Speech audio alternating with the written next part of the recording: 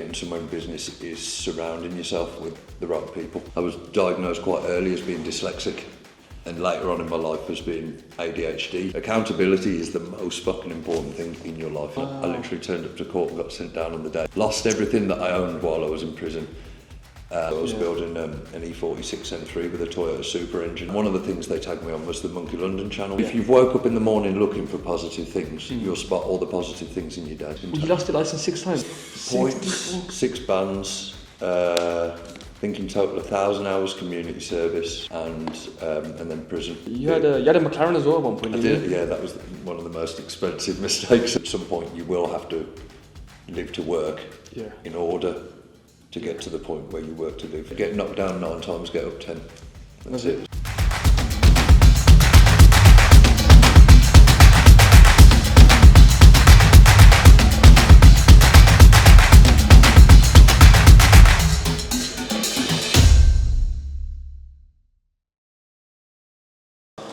Alright guys, so welcome back to another episode of the CC podcast. Today we have a really special guest. Most of you guys might not know who he is, but he's helped me in ways that he probably doesn't know that he's helped me. We'll get into that later on in the show. But short introduction, we're going to get deep into it. The man himself, Dave. Hi. Oh, this one over here. Hi, how you doing guys? Alright, so we have Dave. Tell us about yourself, like who you are, for the people who don't know. Just a quick introduction. Can I do no comment interview? You could do no comment. If you want to do it for no comment. The police won't see this. Okay. How would I describe myself? I suppose I am a local small businessman. It's probably the best way to describe myself, yeah. So what businesses? I work in eco-energy, so we dry wood for fuel. So we buy in trees and we process them into wood, and then we dry them in wood drying kilns to supply to the public, and it's partly funded by the government. Because we don't use gas or electric to dry the wood. We dry the wood using wood burners. So, okay, wow. Yeah, so that's what we do. Basically, I have a business partner who's mostly silent, but yeah, that's... So people use this wood as to have fire in the houses? Yeah, for fuel, yeah. So some people buy it if they've got industrial burners, like if you wanted to heat this unit yourself, you could have an industrial boiler in here that burns wood, heats the unit, or just for normal household fires and appliances, basically, that's what we do. What's interesting that is because when I met you first, you had your body shop. Yes, that is correct. I had an accident. And they're completely different. Yeah, so when I had I'd moved premises when I had the body shop, and when we set up the new facility, we got on to putting 2 of these eco boilers in to heat the shop and to see how it all worked, and then sort of off the back of that we discovered that there was a way you could sort of earn money by drying the wood that they use. So you started it off in the body shop, within the body shop, I shut the body shop down mainly because I was just tired of competing with other shops that were doing it to a lower standard, and you just couldn't really you couldn't really put out the quality of work that you wanted to for the price people expected. So it was a constant battle, and I'd lost the satisfaction from the job. So, because you just couldn't get the price to match the quality of the work. So I was at that time already looking for something else to do. Okay, that's interesting. And when we discovered this, applied for planning permission to put a drying facility in where the body shop is, and the day it came through, phoned up all the customers and said, "Come and get your cars, we're shutting." Oh really? Yeah. Just like that? Yeah, just like that, yeah. Well, I bet the customers would have been annoyed, like, what? Well, most of the cars were done. It was only stuff like big repaints that were due to come in that we had to cancel, and had to find somewhere else. It's funny how many people want a job done by you when you're announced that you're shutting. Come out the woodwork. Yeah, they all come out. They do all come out the woodwork. Yeah. So obviously, I'm assuming that you've been in business a long time. Have you started recently? Yeah, no, I think my first.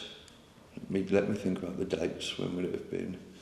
I think my first venture into running my own business was 2008, I think. Okay. I think it was 2008. I think What was yeah. that? What was that? That was we set up a body shop. I had a business partner at the time. Okay.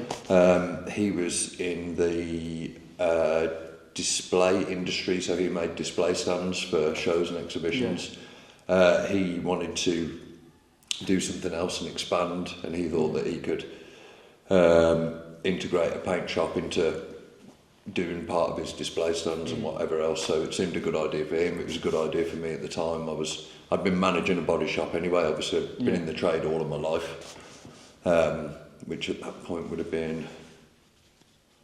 I think I'd been in the trade 12 years at that point. Was it? Yeah, something like that. So you worked 12 years prior? Prior to setting up the business, it wasn't. I didn't just decide to go into a random business and learn as I went. I think you can make a real problem for yourself if you try and do that. It's like you setting up an MMA gym and trying to teach people if you've never had a fight before. I got into business with him, and that was a mistake. I didn't. The business went well, but we didn't end up painting very many cars. We ended up we had a contract to paint all the shop stuff at the inside of John Lewis. Wow.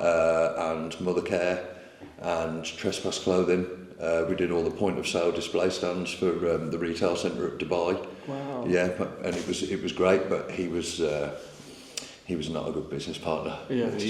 Let's just put it like that. But you live and learn, innit? Yeah, you do live and learn. Yeah. It's all part of the process, isn't it? How would you choose? What would you say is the best type of business partner? Yeah. The one that doesn't exist. You're better off having no business partners? Yeah, but it's different for you, isn't it? It's better not to have one in life. So you would rather be solo, do you think? Yeah, I would, yeah. Okay, exactly. Yeah, I think, unless you're in need of investment, which I was at that time, I didn't have the funds to put it together myself. I think if you can afford to do it yourself, then you should do it yourself.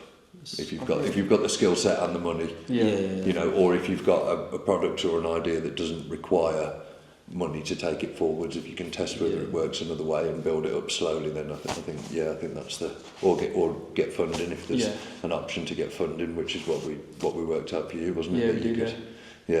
I think that's how the conversation went, wasn't it? You went, I'd love to set up my own gym, and I went, well, you can get this funding, and this funding. Yeah, so I don't think you know about it. You tell me. I told him vaguely, but for the people who don't know, I went to the gym one of the days, and just speaking to Faisal, spoke to you about it, and he was like, why don't you just set up something else on a different name, but make it into like a charity? Yeah. And as soon as I've done that, no lie, as soon as we've done that, within 3 months, we got a big part of funding to get this open. And I went back the next day, or a couple of days later, I told you straight. Yeah. And he was like, he stuck to my head, he was like, that made my day. Yeah, it did. It did make my day right place at the right time, wasn't it? Yeah, so it's like that bit of advice that you gave me. Yeah. He changed. You could say changed my life. Yeah, it was just because you gave someone the time. They're more inclined to fund somebody who's doing something for the community. Do you know what I mean? So rather than just go, I want to set up a private this. Do you know what I mean? If you can turn it into helping kids or the local community, do you know what I mean? It opens up a shitload of doors for you. We're naive when it comes to. Well, we're still young when it comes to the, business and stuff like that. So, any information that people like you could just give, like you said one little statement. I think to be honest with you, it's a lot of getting somewhere in life and getting somewhere in business is surrounding yourself with the right people. Yeah. Do you know what I mean? Because if you're stuck around people who just want something from you and they want a discount and everything, they don't bring anything to the table, and they're not in a good position themselves, they're just going to empty your cup. I think the saying goes, if you hang around 5 smokers, you'll become the 6th. Do you know what I mean? So if you hang around 5 broke people when you're trying to set up a business, you're just going to end up in the same position as them. You need to. Yeah, there's a lot of people who around me in the gym and other places that I look up to business wise.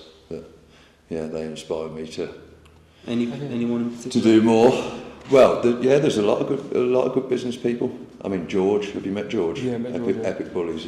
you know, he's an incredible story. Yeah, we want him to come on here next. Yeah, George, get your ass on here. I'm sure he will. Yeah. He's got a great story. I haven't really spoke to him. I've seen him at the gym a few times. He's been training most of the time, so I didn't want to disturb him. But I've seen him, he's very close to Faisal. Yeah. So well, hopefully we'll get him on next. Yeah, he's good. He is a good story. But what's your story? So obviously, how was you because we want to inspire this to the local kids. Okay. So let's start from your teens, so your high school. What was it like? I was a nightmare at school. Behaviour-wise? Yeah, I was the worst kind of student there is. Serious? Yeah, but I mean, I'm not going to take that all on my chin and just say that I was a dick. It wasn't because I was a dick, it was mainly because I was bored. Because I don't learn in the same way as normal people, so I'm not academic at all. Okay. Like, reading and writing is really, really weak card for me. Yeah. I was diagnosed quite early as being dyslexic, and then later on in my life as being ADHD. So I've got a lot of stuff going on in my head all at once, and then I'm really, really unacademic with it. So it's a really, really bad combination of things for how the school system works. If you're academic, you're at a massive advantage because you can sort of come out of school into a trade, and then you know, with qualifications and get into a trade. Like my son, for example, he's straight into being an architect straight from school as an apprentice. Okay, wow. And I mean, if you can do that and then set that up as a business, you're 10 steps ahead of the person who has to come out of school and start learning a hands-on skill. Yes. Do you know what I mean? So, yeah, if you're academic, great, but I wasn't. So, yeah, school was a non-productive period of my life is probably the best way to describe it, I suppose. Did you take your ADHD as a...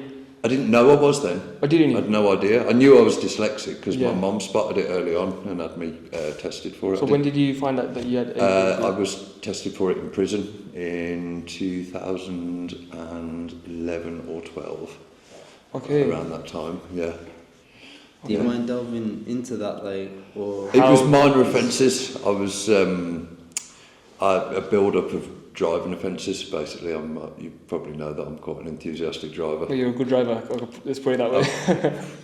I enjoy driving, let's put it like that. And yeah, I just had a build-up of bans.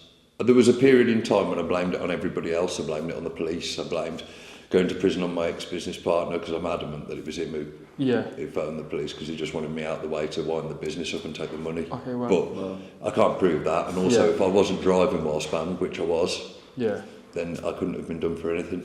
Accountability is the most fucking important thing in your life. Take accountability for your actions. Yeah.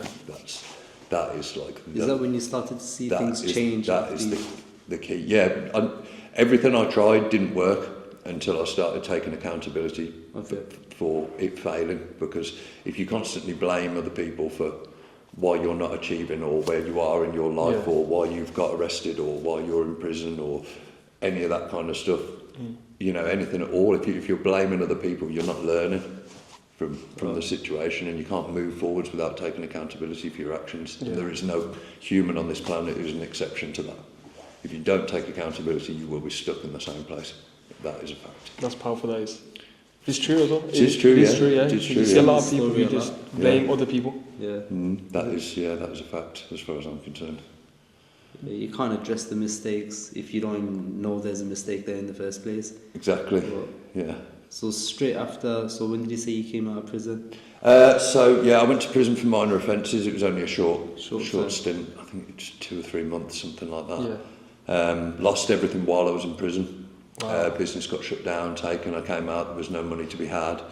Everything, claimed that the business was in a loss. Definitely wasn't. I had no access to the accounts because they had never registered me as a business partner, which was the verbal agreement. Which I'd advise strongly against verbal agreements. They don't stand up for much. I'd gone into prison. I had a mobile phone contract which I didn't get time to stop because I didn't know I was going to prison. Wow. I literally turned up to court and got sent down on the day. So I had a mobile phone contract running while I was in prison. Lost everything that I owned while I was in prison. And when I came out, luckily I'd been delivered a new iPhone. So I took that to the CEX and sold it and used that to pay off my phone bill. and I was left with about 86 quid coming into Christmas. No way. Yeah, so that Christmas I didn't even leave the room that I was in. I just sat furious. Was that the lowest of your life? The lowest point of your life coming out of prison, or? I don't know. There's been a few points that I would say were on pitch with that. Some of them a bit more personal, so I wouldn't really talk about them. But yeah, it was certainly on a par with my lowest point. How did you bounce back? Because obviously now do you know what? I sat angry in my room at my mum's house, just furious, and I didn't get out of bed on Christmas Day. Yeah, I was just absolutely fuming. Couldn't afford to buy anyone a present or anything else. I was just pissed off, and then eventually I calmed down after a couple of days, and I thought I've got to work out a way to get out of this and to get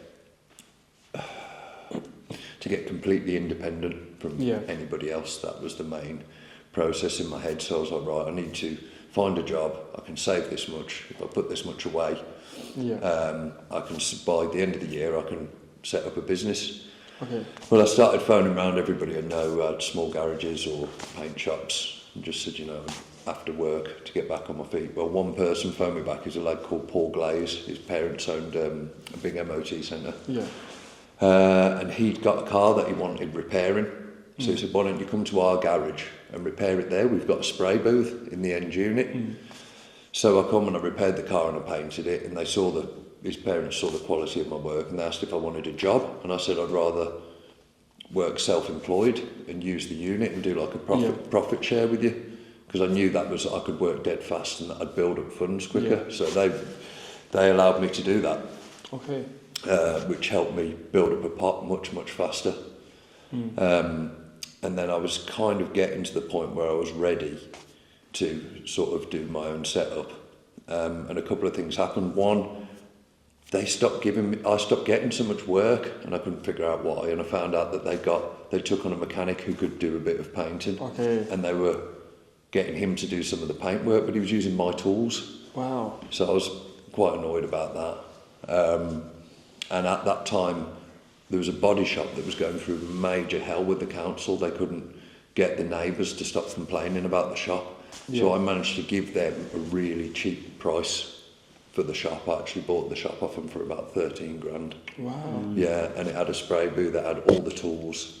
It just had everything in place. It was already set up, but there was this massive argument with the council. Yeah. And I was just adamant that I could find a way through the argument, because it was the ultimate setup. There was work there and everything. You could just walk straight into it and start working. So I took on the business and the argument with the council, and it took 6 months of sort of working on it every single day and getting planning permission for the chimney stack that they put up that they hadn't applied for planning for the spray booth, all sorts. I had to get it wrapped in brick effect so it matched the houses around and all that work, and then but after 6 months I won, and then I was just able to continue trading, and that was my step back. Was that when was that SMV? SMV. That's my mum's initials. Oh, is it? Yeah, I called it that as like a good luck omen kind of thing. Okay, wow. So sort of she was, in the sense that someone looks over you in the afterlife kind of thing. Yeah. So you spoke up, obviously in the camera, you spoke about Monkey London. I know you don't know who Monkey London is. Monkey London is like a YouTuber who does cars and stuff. How did you meet him? He was quite good for the business, to be honest. We sort of worked alongside him, but how we actually came together was I used to take on custom work. Like we built, it's not common knowledge because when we built it, somebody else took credit for it, but we built the first F80 Tourer in the UK. It was a dark blue one, and we built it for some lads from Birmingham. And just when it was coming to the end of the project, somebody else bought the car, they sold the car. Wow. And he, you know who you are.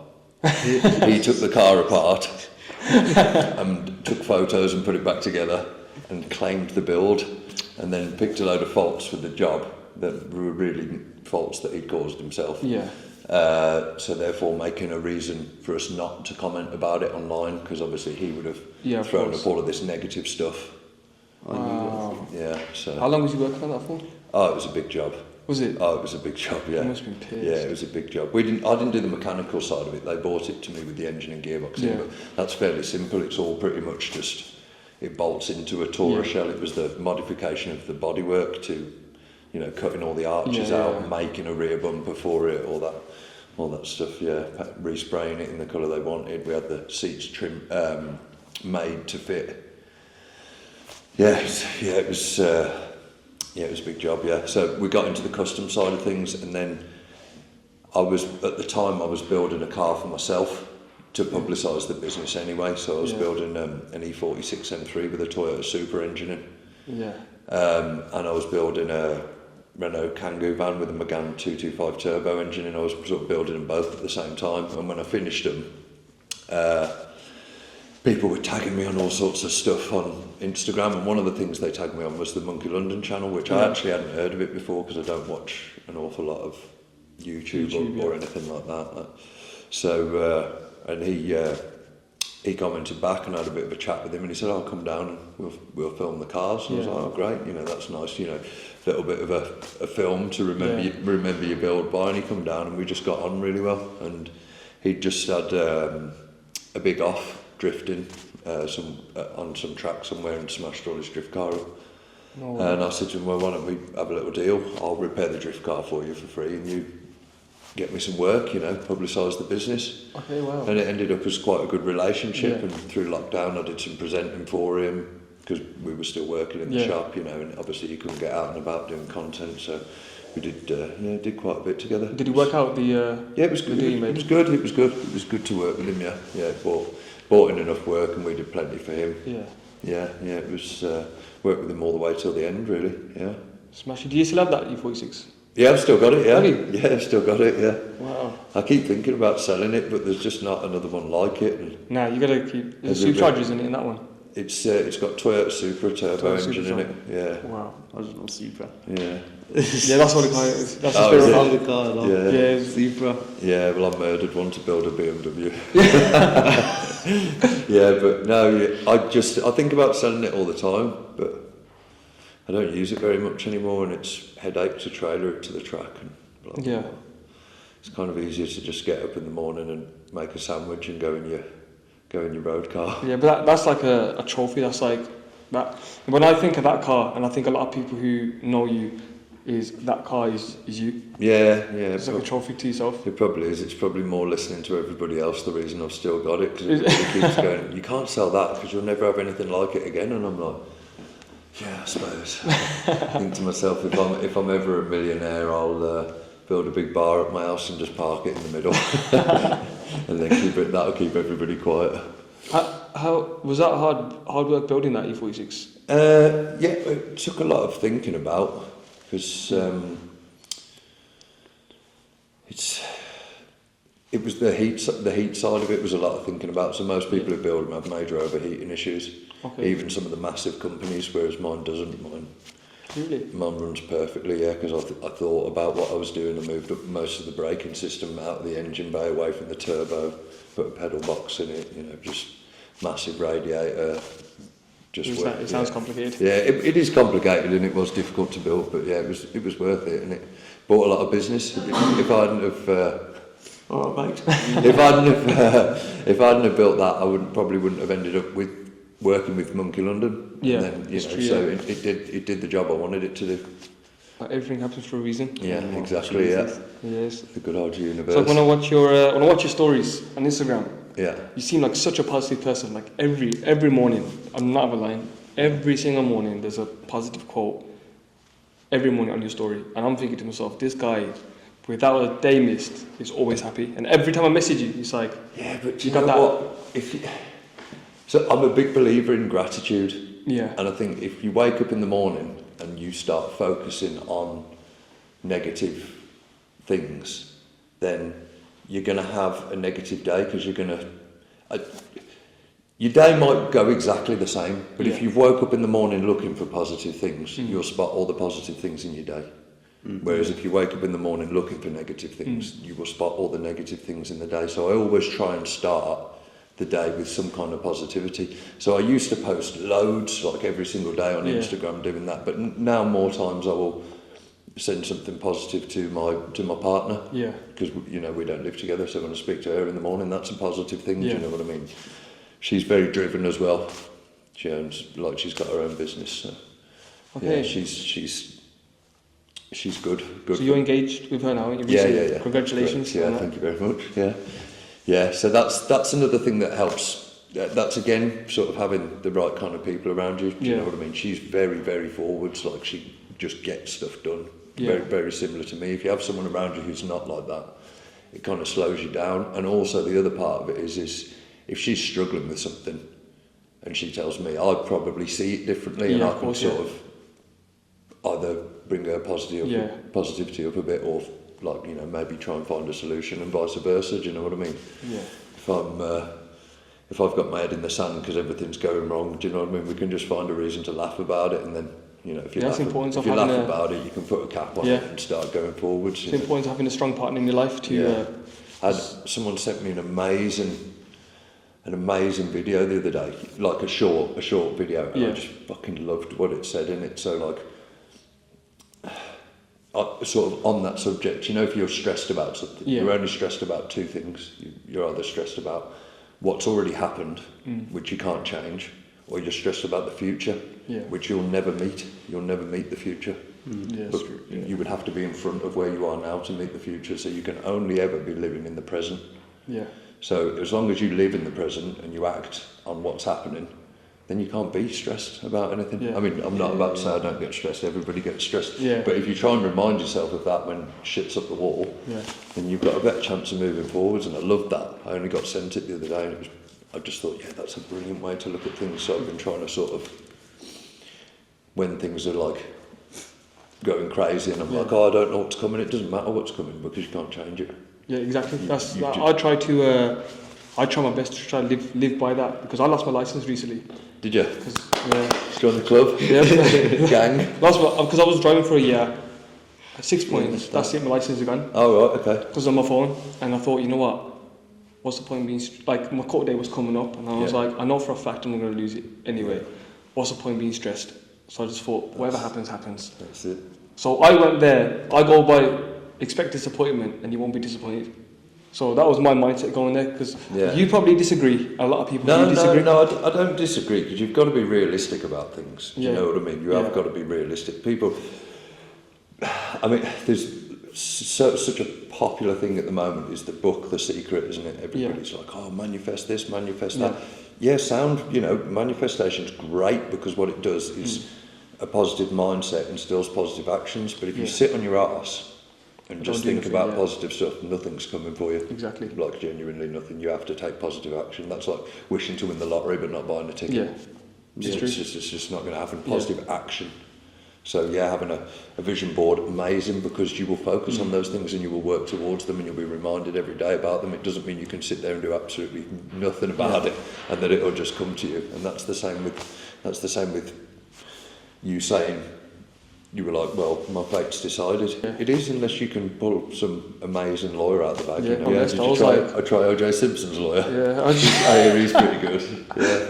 Because my lawyer said to me straight that if you don't lie better, you lost your license. And I went in there thinking, don't lie better. I was like, what's the worst that can happen? Don't drink this lawyer. So I went there. The lawyer said, look. Lawyer's name in the link below. Click this link for the lawyer that says you need to lie better. He's clutching his screen right now. Because you know what? Because it's the first ever time that I needed a lawyer or whatever, so I didn't know what I was doing. And I know for a fact I overpaid. Oh, right. So I knew for a fact I overpaid. He come through the door. So he blamed you for not lying well enough, and he did. And he fingered you on the rates. He did.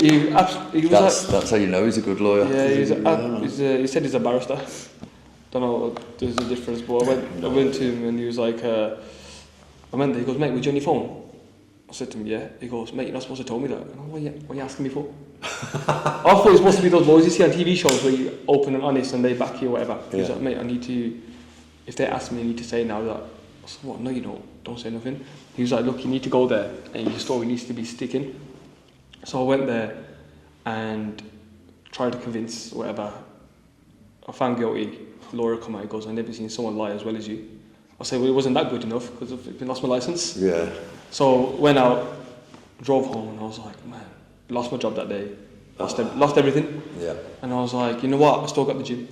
Yeah. So let's just focus on this, and I'll focus on getting my license back. And that's why I think I didn't just go under. It was just like focusing on something was just like, and losing a license is not that bad, but when you lose a job, Yeah, and you lose what you helping your parents and losing stuff the like that. license is a minor thing. I've lost mine 6 times. Well, you lost your license 6 times? 6 times. I never Yeah. knew that's possible. Yeah. I never knew that was possible either.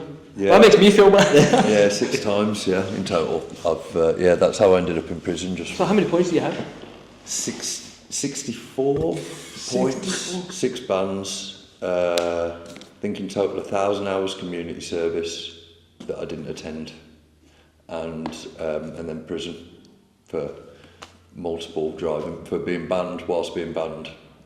But I was banned for drink driving, and then I got caught dangerous driving whilst banned for being drink driving, and then I just got caught again driving a Ford KA. That was the final thing that got me sent to prison. No way. A pale blue Ford KA, which is the one where I think. Would you expect him to go to prison like when you went there? Was you like? No, I didn't have the faintest idea. I turned up with no legal support or On your own? my mate gave me a lift. Oh. Obviously, because I'd been caught enough times. Yeah. I thought it was best not to actually turn up at court In driving a myself, driving- which driving previously safe car. I had done. I'd been driving to community service in my in my own car. No way. And I turned up and I went to the desk to sign in and let them know I was there, and they were like, "Who's your brief?" I was like, "I haven't got one." They're like, "Well, you need one." I said, "Why?" She went, "You're going to prison today." I was like, "What?" She went, "There's a district judge on and he's going to make an example of you. You're definitely going to prison today." And I was like, You shoot yourself? yeah, I was like, what the fuck? So I was like, "Oh, have you got a duty solicitor?" And she was like, "Yeah." So the duty solicitor come out and I spoke to him and he went, "Yeah, you're fucked. You're definitely going to prison." I was like, "Was there anything I need to know?" He was like, "Go and get some cash so you've got money to put in your spends when they take the money off you, so you've got like money on canteen, or you can buy, at the time you could buy roll-ups and whatever else." Yeah. And he was like, "Have you not got any like clothes with you to take?" And I was like, "Well, no, because I thought I was going home, mate, to be honest." So yeah, I was So from when that court finished, handcuffs straight into... they in handcuffs. They let me off and stopped halfway across the court and waved goodbye to me, mate. Like, do you know what I mean? In the handcuffs, and off I went, spaghetti bolognese in the cells below, and then off to Hull Grange in Redditch. No for, way. A holiday at Her Majesty's pleasure. That's the story though, isn't it? You go to court, you don't know what's going on. Yeah. Next thing you know... I mean, to be honest with you, I deserved it, and it was about time, really. It looked like he'd done his job. But it was, you came out.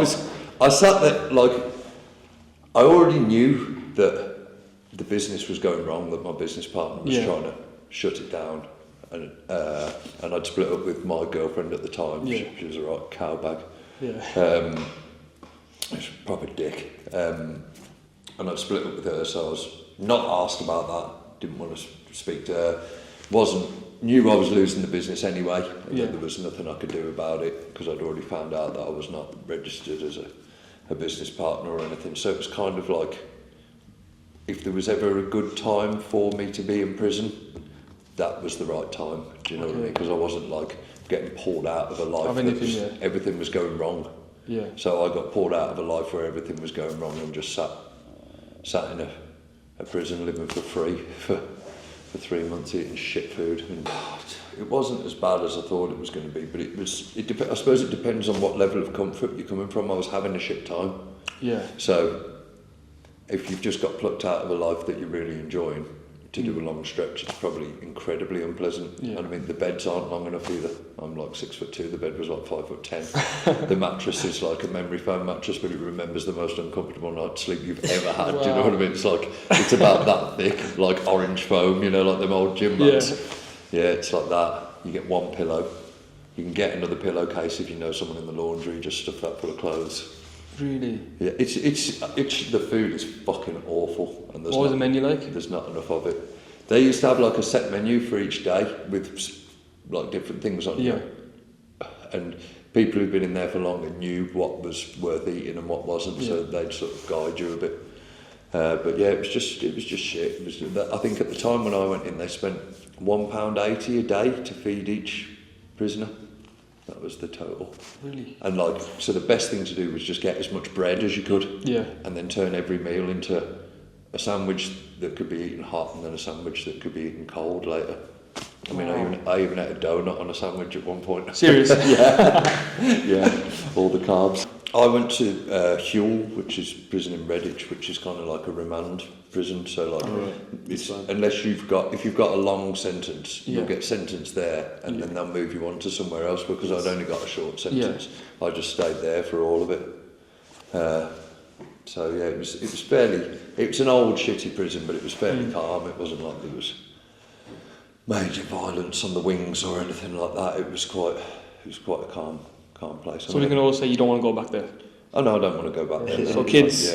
It's it was something that I always thought I would end up experiencing one way or another. So I'm just glad that it was for such silly minor offences and not something that would affect the whole course of my life.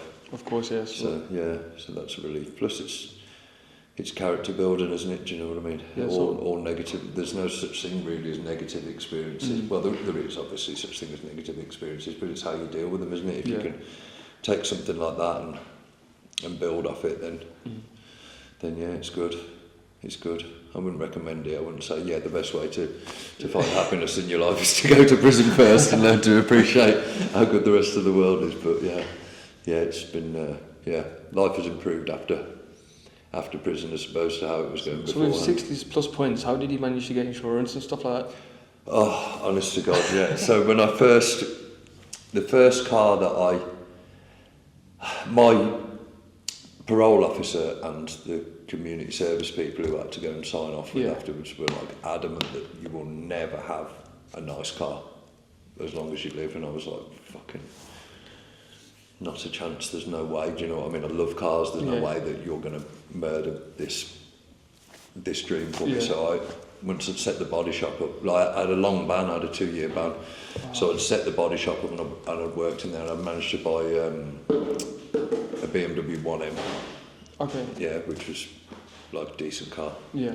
And to get it insured, I basically set up a trade policy for the business. Okay. With me as a named driver. Yeah. And for the first year it was £7,500 to get the insurance. But what it did mean was I could drive to my final sign-off after I got my licence back. Yeah. In like a near enough brand new BMW to just go, fuck you. Yeah. Is it still that expensive? No. It's been a long time now. It's this table wood. It's plastic. Is it? Fuck, have you got any wood? I need to touch wood. I haven't had a point since I came out of prison. I haven't had any points on my licence, so the offences came off. I think the prison sentence was the one that stayed on for the longest. That come off about 5 years, after something like that. And I've had a clean licence since, and I've got 10 years no claims on my traders policy. Okay, so now it's going to go back to normal. So it's back to normal. Yeah. That's a big lesson, and then you don't ever want to. Yeah, I'm just much more careful than I was. I was a bit of a live wire before. So how do I word this without self-incriminating yourself? Do you go track more often? Oh yeah. Well, at the time when I got all the bans, I couldn't afford to do track days, and that's not a cheap hobby. Yeah. So now I do track days, and that helps me. You had a McLaren as well at one point. I did. Yeah, that was one of the most expensive mistakes of my life. Was it? Yeah. Talk us through that one. Oh, it was hell. It was supposed to be an investment, so it came up for sale cheap, and I was going to buy it and then just sell it on and make a quick drink on it. Yeah. And it was around the time of my birthday as well, so I was kind of like, have a McLaren on my birthday. That's like a nice life feeling, isn't it? So so I got that, but that isn't how it played out. So I bought it, drove it for a bit. It had loads of electrical problems. Really? No way. Anything made in England is problematic. And then I blew it up. You blew it up? Yeah. No way. Yeah. So so I had to pay to have the engine rebuilt and everything because it was outside of warranty. No way. Yeah. So and then in the time that the engine was being rebuilt. Took ages to get the parts. The market came down as well, so it was worth less than when I bought it, and I'd spent a fortune rebuilding it. So yeah, that was one of the worst financial decisions I've ever made. That car, to be honest. But you have fun in it. Yeah. You have fun in it. I had fun in it. Yeah, it was really enjoyable. But you have to look at how much the fun has costed. And I kind of think you could have fucking rented it. Could have rented one cheaper for the amount of miles I did in it.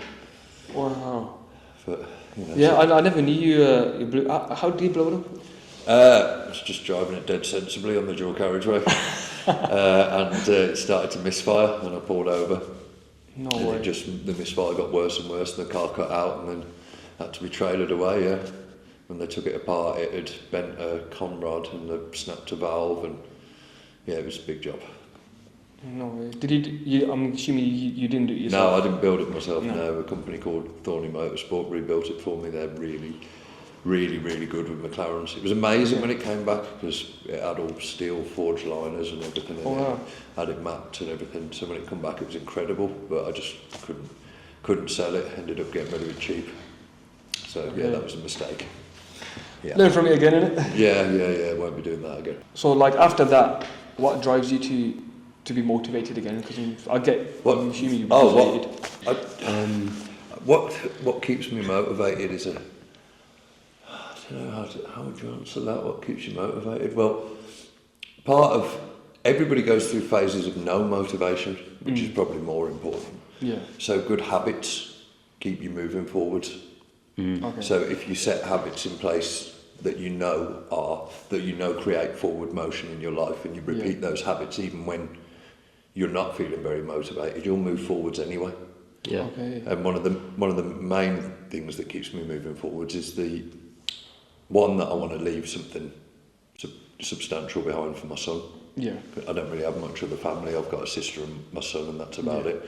And the other is just living a life that I enjoy. Really, there's not a lot more to it than that. I just sort of want the people who are around me to live a good stress-free life and experience good things.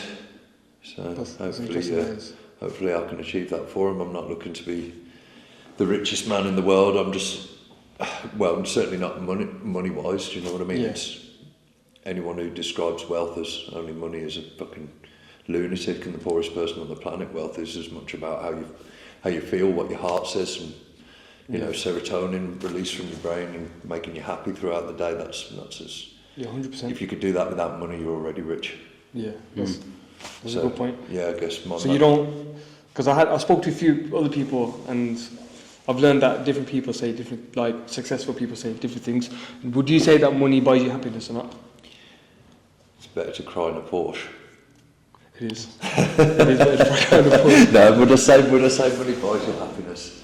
I wouldn't say it buys you happiness. I would say it gives you freedom and opportunities, and I think freedom is where happiness comes from. Yeah. So I think unless you figured out an incredible way to live this life freely without money. I mean, some people say the homeless are the most happy. I don't know if they are or not, because I haven't spoken to him in massive detail. I give money to one when I see him outside Tesco's, and he's not miserable, but I wouldn't say he's the happiest person I've ever met. So he's he's got the freedom of no major responsibilities, but I doubt he's very happy when the weather's absolutely fucking freezing. Do you know what I mean? Or he has a day where no one gives him any food or money, or you know. So maybe that's bollocks. But yeah, I think I don't think you need to be a billionaire to be happy, or even a millionaire. But I do think that you need freedom. I think freedom is the route to happiness. If you can move through life with that, the less you have to think moving through life, I think the happier you'll be. Goes back to what you said before, like you don't want to work for nobody. Oh, I don't know. Which is kind of correlates with what you just said right now, like being free, not working for no one, doing your own thing. It's not very often I have to dance to anybody else's beat. So if I woke up in the morning and I had like I don't know, say I've got chronic toothache or something, and I could get into the dentist, I could just go to the dentist and start work in the evening instead if I wanted to. You know, that's flexibility, isn't it? That's freedom. I don't think I could do a 9 to 5 job because I'm so used to being able to do my work whenever you want. Yeah. When I want to do it. Yeah. Yeah. Even with the body shop, it was the same. I would start very early in the morning, so I could finish early. Yeah. So I could go home and feed and walk my dog and go to the gym and stuff like that. I think animals are a big part of your happiness. Yeah, because you got a plug, haven't you? Yeah, I've got a plug. Yeah. That's it. Yeah. He's like your best friend. I've seen. Yeah. But most of the time, yeah. Yeah. Unless you're trying to sleep and she's snoring down your ear. Yeah, most of the time she's my best friend. Yeah. So what takes you away from business stress? Like, do you have your missus, for example? Just when you spend time with her, does that unwind? Yeah, and then you reset. There's several things that give me complete peace in my head, and definitely part of that is when I spend. What do you do to unwind and? Well, we both like a drink. Yeah. People say drink's a very negative thing, but I think if you enjoy it and it doesn't interfere with how you're working, then there's nothing wrong with it, really. Do you know what I mean? If you're not an addict or whatever. But do you know what? She lives by the sea.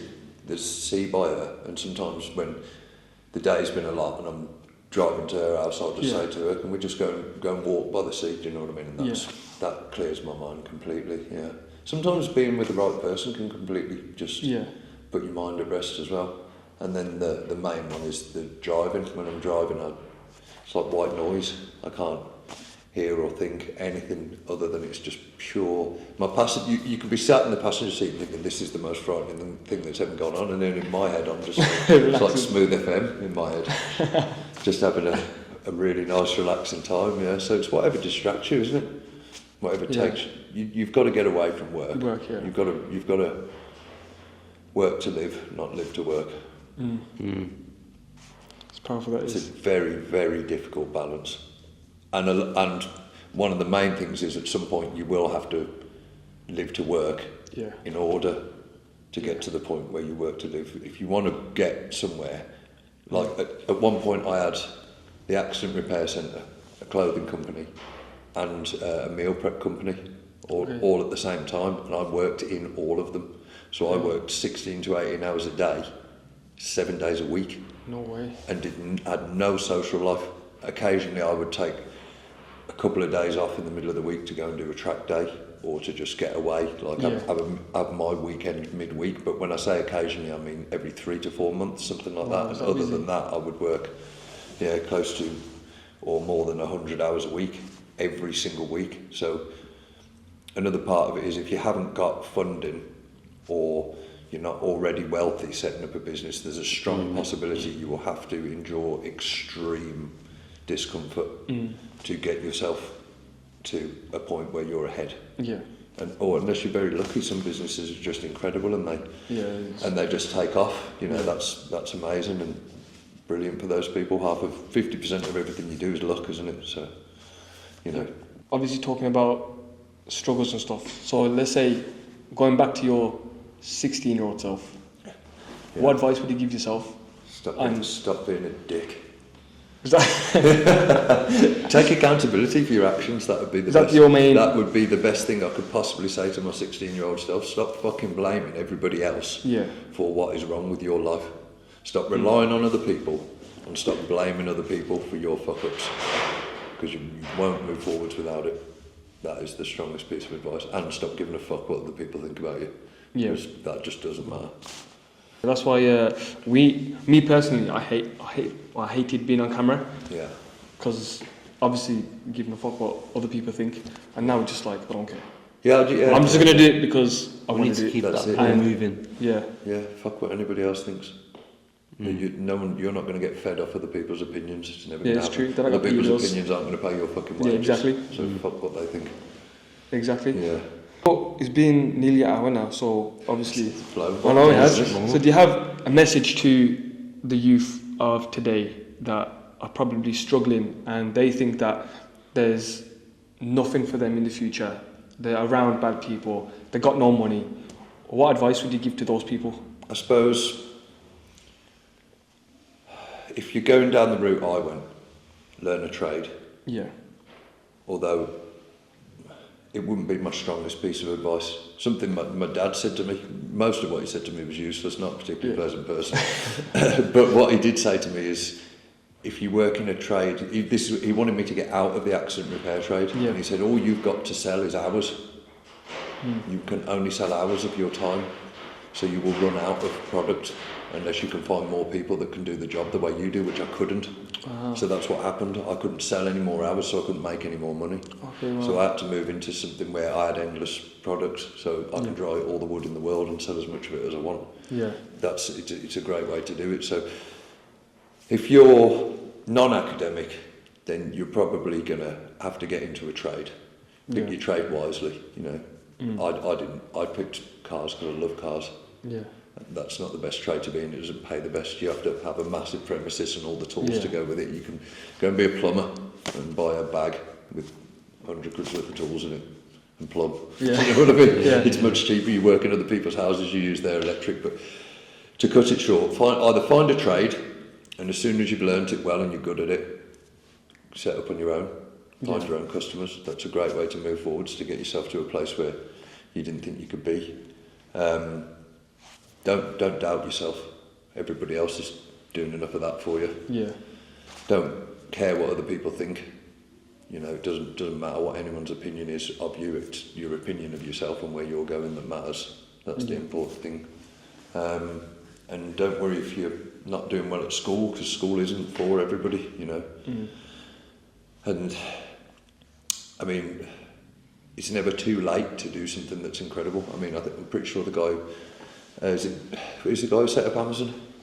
Is that Bezos? What's his name? Is it Bezos? Yeah, Jeff Bezos. Yeah, he didn't do that till he was 40, did he? Yeah, and he started in his shed selling books. Exactly, do you know what I mean? Not till he was 40. So if you're 16 and you're worrying about your life, you've got all of it in front of you. So don't adjust your mindset. It's probably a really important thing. If you sat there feeling negative about everything, all you're going to look for is negativity. If you search for the positive things, maybe, just maybe, you'll have a positive conversation with someone that will lead you somewhere, or you'll spot a positive opportunity. Everything's an opportunity. Yeah, it's bang on. That's like this what we opened here was you just come. We never thought about it. He was teaching, he was doing nothing, and you just come by speaking to the right person, speaking to the right people, giving them advice. Exactly, do you know what I mean? That tiny split second of time that I happen to be in the gym and you happen to be talking to Faisal about that, and that because you were positive and looking to do something, and I was being nosy and listening to your conversation. And it worked out. Yeah. It worked out. And here you are, so that's all it takes, isn't it? Just that little tiny thing, right place at the right time. But if you're sitting there being negative, you probably won't be speaking to anybody, you won't be looking for opportunity, you won't get that lucky strike, do you know what I mean? You've just got to be positive and active and trying to do something. You might fail at 100 things, and then number 101 might make you a millionaire. Yeah. Just don't give up, keep trying. That's it, don't give up, keep trying, you heard it. Get knocked down 9 times, get up 10. That's it. And then you might win the fight, like Tyson Fury when you fought Wilder. Everyone thought he was finished. He got up and he won the fight. True, so never say never. I mean, I think the count was about 15 seconds. Yeah. Never mind that. It's an argument for another day. This Yeah. But thanks a lot. It's been a pleasure. Thanks a lot for coming down. Thanks a lot, because there's a lot of gems in that. Yeah, because you know what it is. We the way we do it is we're doing this reviews. We're doing this for ourselves. Yeah. Obviously, we're not making money off it, but what we're getting is knowledge. Yeah. And we're learning so much from our conversation today. Like, and I hope everyone else who did listen, and my brother sitting in the back, that he was listening. There's far better people to speak to than me, with far better stories who've come from less and made more. Yeah, but you know what I it mean? is? What I think is that every person's success from their own story can help. Like, when you tell your story, it doesn't matter from where you started, from where you ended. It's good. The reason I was happy to come and do it is because it's good for me to reflect. Do you know what I mean? Yeah. You can easily forget. Like, you walk in here every day and you're used to looking at this building now, and you can easily forget that there was a time when you didn't have this, and this is like this is a wicked setup. We're working with sports. You know, it looks brilliant, and I see it on Instagram, and I'm like, fucking hell, go on, they're doing bits now. Do you know what I mean? But there was a time when you didn't have it, and you can easily yeah, you've got to be humble and 100%. not Never forget, forget where you not come from. forget, yeah, that's it. Yeah. So, guys, thanks a lot for listening to this week's episode. Hopefully, we'll have Dave back one of the days. Yeah, If Dave's happy to. anytime, yeah. Yeah, so we'll catch you guys on the next episode. Make sure you Got any socials. Are you on your socials? you're not a social guy? Now I don't use it for business. I'm completely private about my socials. I keep it completely locked down. I don't add anybody that I've never spoken to face to face because I don't need it anymore. So I just keep it quiet. Keep your circle small. It's my private little world. Yeah. Yeah. So Me, my son, and my fiance, and that's about it's it. better for us. So if you want to see Dave again, you come to our channel again. Yeah, no problem. That's it. Only it is exclusive. That's Exclusive for it. Make sure you hit the post notification button. See you later. Take care. See ya.